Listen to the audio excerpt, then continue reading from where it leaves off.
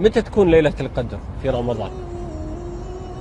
تكون في العشر الأواخر من رمضان، وقد أخفاها الله سبحانه وتعالى من أجل أن يجتهد الناس في ليالي رمضان حتى يدركوا هذه الليلة المباركة، ليلة القدر. يعني سبحان الله شيخ علي، لماذا الله عز وجل ميزها؟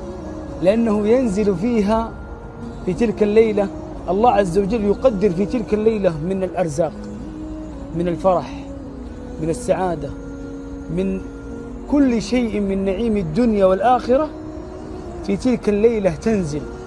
أم المؤمنين عائشة رضي الله عنها وأرضاها وقال لها أكثري من قول اللهم إنك عفو تحب العفو فاعف عني. اللهم إنك عفو تحب العفو فاعف عنا.